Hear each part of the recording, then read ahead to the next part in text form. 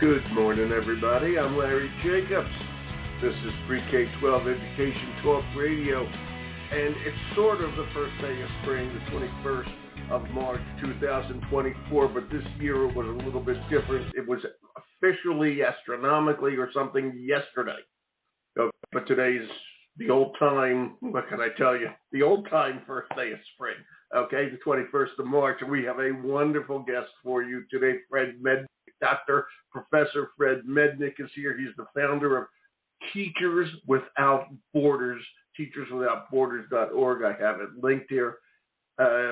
Fred is just amazing. He taught at Johns Hopkins. He taught at a university in Brussels, outside of Brussels for years, and I believe that's the way I'm reading this anyways. Professor Emeritus at, I'm going to try to pronounce it. He's going to help me, Verge Université Bruxelles. You're going to have to help me on that one, Fred, at Brussels, okay, in Belgium. Founded Teachers Without Borders, and it's just, which, by the way, I want to say is an excellent organization. 171 countries represented. They've been awarded the Champion of African Education Award, the Luxembourg Peace Prize, and the Ahmadiyya Muslim Prize for Peace, okay? And Fred's just a good guy in this organization. He's founded is unbelievable. And he's written a new book called In the Small Places. And I've got that linked here, too, at inthesmallplaces.com. Okay? So you can check it all out. It's pretty good. Please go over to see what we do over at ace-ed.org. That's our home website for our American Consortium for Equity in Education. ACE-ed.org. Everything's free over there. I hope you and all your teacher friends, colleagues, educator friends, go over there, check out and see what we do. We're very proud of it all. We're proud of our podcast. All our podcasts are over there, etc. And that's enough of me blabbing as Larry Jacobs. Let me tell you, here's Fred Mednick, Dr. Fred. Hi, Fred. It's Larry here. Good morning again. Good. Yes, hi. How are you? Thanks for having me on. It's just a great opportunity. My pleasure, my honor indeed, sir. You're a good humanitarian. I got to tell you, you're a great person. And now that I know I screwed it up, tell me how to pronounce that university in Belgium. Oh, I don't actually pronounce it very well myself. Vrij means like free, Université Bruxelles. So you got 2/3 of it. It's pretty good. Okay, and how did you wind up in the teaching? How long were you there? How did you wind up teaching in Brussels? Was it online, or were you actually there? No, I used to travel 6 times a year before the pandemic, and then it was online through the pandemic. It was a strange coincidence of being in Panama, meeting somebody from Brussels there, and one thing led to another. I had just sort of finished this stint at Hopkins, and they were interested in doing having graduate students participate in global education and development projects. So I guess I came around at the right time. Right time, right place, right guy. I got to tell you, that's terrific, Fred. And I have to tell you, Teachers Without Borders, and I hope everybody goes over there, teacherswithoutborders.com. It's a lovely organization, is all I can tell you. You should be so proud of yourself for starting it. So before we talk about your book, tell me about and tell everybody about Teachers Without Borders, how you started it, what's going on. Be proud, brag a lot. Go ahead, go. Oh, that's not going to be easy. Brag well, away. The millennium was changing. I was a little bored as a high school principal. The Battle of Seattle was that? Going on. Where was that? Oh, that was here in Seattle, where I live. It was called the Bush School, wonderful school. But, with globalism and the Battle of Seattle and, the kind of digital haves and have-nots, and coming from an international family, I thought it was the time to jump into this. And my wife calls this a 23-year manic episode, because you fall in love with something, you don't have the safety net, and I did it because I wanted to connect teachers to information and each other to close the education divide, and it would be free, and that I think brains are evenly distributed around the world, and education's not, so let's depend upon those brains, to help each other, because, if you wait for an act of Congress, so to speak. It's not going to happen. So good luck. Act from conscience instead, right? Yeah, that's a good way to put it. Not Congress, conscience. I love it. Thank you, Fred. It's good. Yeah, sure. Yeah. And so I just you throw yourself out there, what's interesting is that it's not a kind of drive-by, best from the West, good for the rest, parachute in kind of organization. It's all based on, local leadership, capacity building, and, if the brains are there, then, you don't need to show up, ta-da, that you've got all the answers. People around the world don't need answers as much as they need friends and colleagues. And so, go ahead. You're exactly right. I'm going to say something too, and you're being very modest, okay? Because starting something that has won all those wonderful prizes and is in 171 countries and is doing great deeds, it's so good that on your advisory team, and I want to make a point of this, is the amazing Jane Goodall, the Jane Goodall. This is not something taken lightly, okay? You're a modest guy, but what you've done obviously is extremely important, and I just want to make sure you know that. Don't. Yeah, I mean, there's a lot of teachers listening, a lot of educators listening, and they're going to go, "Wow, this is really something." We always, and I got to say, we also all hear about Doctors Without Borders, that wonderful organization, okay? But you said it on the website that teachers are the largest professional group in the world. All right, and to get them together and working together, because education has to be global. Don't be so modest, my friend. You get a lot of credit for this. Well, I really mean stories it. Thank you. Thanks, Larry. You're welcome. The stories in the book are about, the struggle of putting together an organization. But, the stories are highlighting people who are making change in the small places and that aren't recognized. And so, the book's title, for instance, comes from Eleanor, apropos for certainly your wonderful organization, is, she writes, where do human rights come from? They come from, the small places. And if, she continues to say, if they don't have, meaning there, then they won't have meaning anywhere. So the idea is that, they're not on any maps of the world. I wanted to not necessarily give voice to the voiceless, but show my colleagues and fellow teachers that we're really the central protagonists in the global change-making space, and that we know who's sick or missing or orphaned by AIDS, or COVID, or at risk for human trafficking. And so, we have our ear to the ground. We're a development army in everybody's backyard. And so, we don't need necessarily, bake sales and award shows and Hallmark cards. We need a voice at the table. And so these voices generally aren't heard, but there's so much creativity and will and sort of cultural sense that no one from the outside could ever do the kinds of projects that, these folks do. And we're just there as sort of traffic cop and cheerleader and connector. Fred, I got to ask you, this is something I found all over the place, and you know this, certainly. You've been an educator long enough, and in America long enough. Teachers are always getting bashed, especially these days. Education's getting bashed, and then you can carry that. All over the world, there are more teachers than any other profession. Okay, but it's always a struggle to educate, and I know you do a lot of work in Africa. And especially in Africa, they're a very undereducated population. They're not stupid; they're just undereducated. We can't get there. And what's the reason for that? I wasn't a person who doesn't want to educate everybody. Okay, yet we always have the same trouble. It's a time and time and time and time again.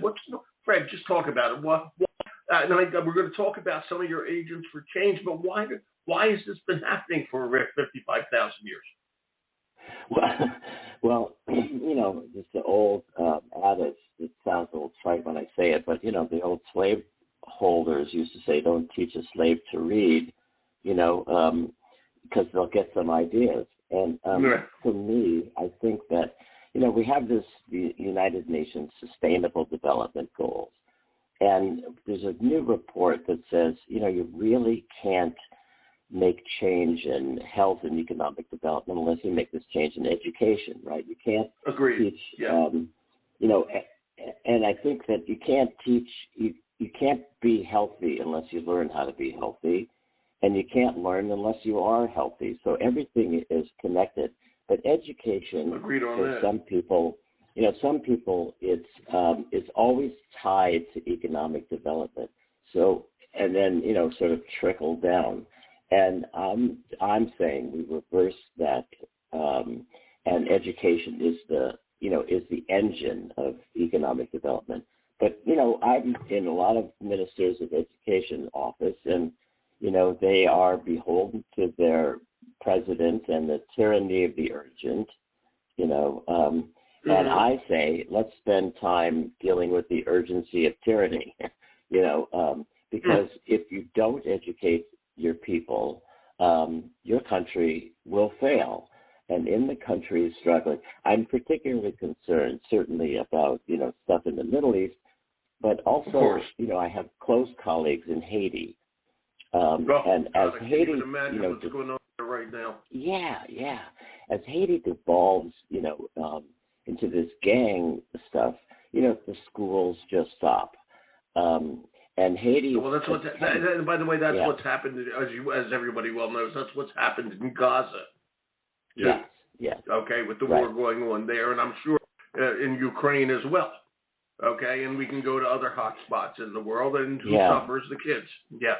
It's just, just terrible. If you've got a moment, I'll tell you a story about one of my grad students who did. Okay, so one of my grad students, his name is Simba. He's a Zimbabwean guy. When we're starting, I believe that would make him a lion. Am I right? That would make him a lion, isn't Simba? Yeah. He says he is. Yeah. He says. Anyway, Simba's a sweet guy. He was in my grad school class in Brussels, and 2 days before, 2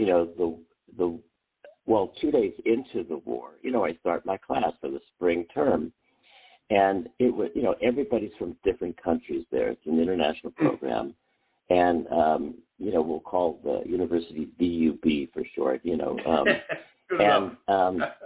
at BUB, they're all getting their graduate degrees in education, and they'll go return to their countries. And to a person, they talk about the low priority in education in the particularly struggling countries.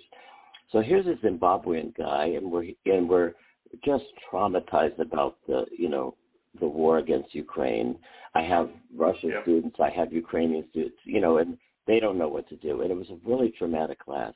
So 2 weeks later, Simba calls me and he says, "Hey, Prof, I've got an idea. I won't do this if you say no," which is, a slimy way of his saying, "Hey, Prof, say yes." And he says, "I want to walk from Brussels across, Germany to Poland to raise money and awareness of refugees and education in emergencies." And, of course, I'm saying, what? I mean, Simba. He says, "Here's the thing. I'm, an African, and we always are associated, war, famine, disease, it's always this, that. But I want to show that we have, courage, brains, and a heart. And they're walking away from their country to escape. I want to walk towards them. And I want to show that an African, is working for them." And that kind of sort of magnanimity of spirit, shows that the power of education change in the poorest countries comes from within, if we can only mobilize the teaching force. First of all, that's a beautiful story. And by the way, did he make the walk, or where are we on the walk? He made the walk. The entire class jumped in on this. I kind of bombed out my curriculum to work around it. They, logistics people, and people started to walk with him. He was like a Zimbabwean Pied Piper, Sure. and kids and mayors of cities, and and he learned as he walked across Germany, more about the Holocaust than I think one would imagine going into certain cities. And in West Germany, very much, welcomed. And he got the creeps in East Germany, as things have moved, more and more to the right. But, every day we talked, and every day he journaled. I have his journal at another site called, walkthepeacetalk.net. And you could read his journal, but he's just, these are the kinds of people we want to attract that have that kind of passionate feeling and need friends to help them on their journey to make social change.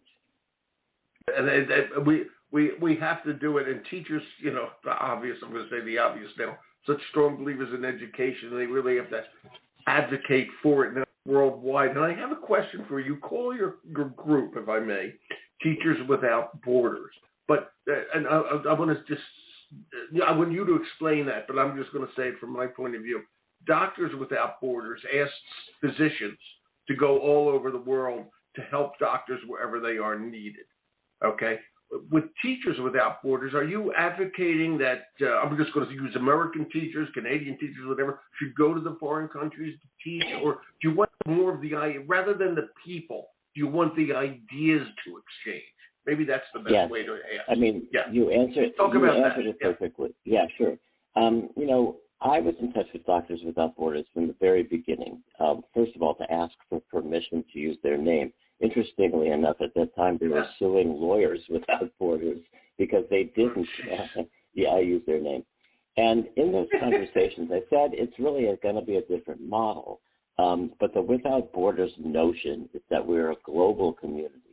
I'm not someone, I always get this question about, well, we need borders, and all that. I'm talking about the sort of universal sense that teaching and learning is a global enterprise, that education is global, climate change is global. We all know that public health is global, and so we have this obligation to share our wisdom. And so the sharing of wisdom and the identification of local leaders. So for years and years, once in a while, we'd have projects where I would select some folks, to go. But it is just and COVID, sort of put an end to that, but we didn't need it anyway. The internet is enabled. Certainly, leaders aren't born or made, just like this debate we have about teachers, if they're born or made. I don't really care about that. I am interested in leaders who show up. And when we had, an earthquake in China, right after I finished a big program there with teachers, in science inquiry methods, I was, the earthquake, Larry, we lost teachers, buildings. It was the worst. I looked into the network to find someone who did something in earthquake science and safety, and, found this, woman from Iran and who worked in Tajikistan and had a curriculum, and that went back to China, and that went to Haiti and to Russia and to Afghanistan and, Tajikistan. So, those ideas, as you said, are the ones that need to flourish. That's why we're very much a kind of Creative Commons house. Right. Where those ideas are shared, Yeah, and I wanted to make that point because I don't want, I want people to go over to the website, but the idea is not for a teacher to say, oh, well, now I'm going to go over to Tajikistan and teach. That's not what this is. This is the sharing of ideas. They want to go to Tajikistan or whatever, that's fine. Okay, that's great. But that's not what this is. This is an ongoing exchange of ideas that really does make a difference. You told the story about your Zimbabwean student. What are the other ones? What have you discovered about all this? As you talk to educators, and you must be in touch with educators all over the world. What's the thing you're constantly hearing, and what's the, if I may, the common problem, the common challenge that they all face? Okay, where is it? Yeah. Well, a lot of them talk to us about policy in teacher development. They often say that, you're going to say something. No, I was reacting to what you said because you talked about teacher development. That's something that's always on my mind here. I just have to say this because I always feel that here in the States, teacher training lags behind what's going on in the classrooms. Okay, and that's not good. Okay? It has to change. And it just, when you just said that a few minutes ago about teacher development, I just blurted it out, to myself. I probably said it into the mic, you're right. Okay, something really has to change and change hugely. That's the common problem. So what are you hearing? If I may continue, I didn't mean to interrupt your thought. Oh, sure. So, in policy, we're talking about, some national policies, but so for instance, in the whole issue of reading these days, which, the science of reading is really getting embraced around the world. But the policies are this sort of recalcitrant or stubborn, adherence to how it used to be done. So it doesn't, so the science of reading really accelerates change. I'm working with, my mentor. Her family runs actually the largest school in the world. You could look it up in, a Guinness Book of World Records. Where is it? 61,300 Montessori kids running around in Lucknow, India. And, she is working on, a massive, reading, literacy, numeracy and literacy programs that are accelerated, low cost, very easy to do, locally, adaptable.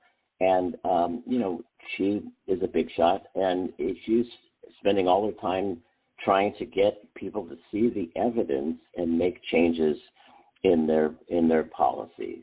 In other countries, teachers are simply not being paid, but they stay in the classroom. They show up, and so there are organizations and international unions out there protecting their rights, and they have a role to play. If we don't do that, we don't have the capacity to do that. So we rely on these teacher networks. When you're not getting support, you have to get support, and it's both the most social profession and the most lonely. And I think people just ask for help from their colleagues, and they get it. It's not easy to manage sometimes, and we don't manage all these discussion boards because we're really focused on the individuals in particular countries that really rise to the fore. We don't pick countries who say, look, I've been reading your stuff and I want to do X, Y, and Z. Could you help me with this? So it's very personal. And just as teachers really flourish when they have good mentors, we don't, automate anything. We find the people that show up and support them to do their job. We're the people, behind them with the shovel, behind the elephant with the shovel. And Fred, we want to remove the barriers. Yeah, behind them with the shovel. I love that. And, as you look at countries, and everybody always talks about Finland and Singapore,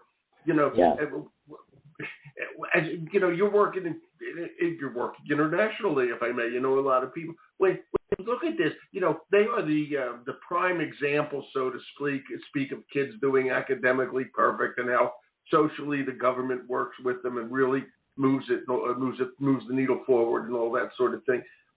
We can learn a lot from other countries as well. If you had some, you talked about the lady, the two people, one in India, one in Tajikistan, right.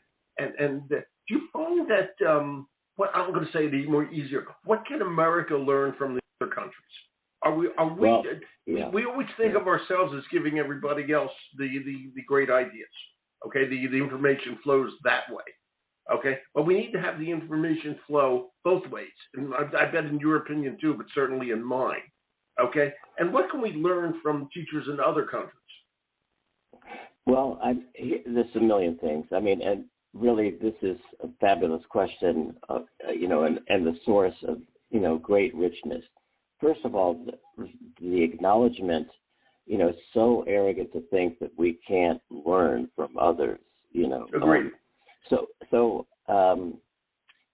Well, I mean, how does, for instance, the community address its, let's say it's Flint, Michigan, and, the water crisis. Oh, God. There, I would think that, I think of all the projects, out there that teachers have done to address local public health issues. And some of them have to do, with mobilizing people who are not necessarily in education. So we're talking about, the plumber. This is what a teacher in a developing country would do. She or he would say, mobilize the plumbers, the barbers, the churches. Integrate, education into the, doctor's visits, social campaigns. If educators were addressing these issues, educators in developing countries always see things as not an education issue alone. They see it as a, 360-degree community-oriented enterprise. And we rarely see this. So they solicit the help of people you wouldn't imagine would have any role to play. And what's really interesting, Larry, is like the first day I started Teachers Without Borders, I was at a big fancy meeting I got, lucky and got into, and I asked a UN staffer a kind of bizarre question, but I said, could you define a teacher?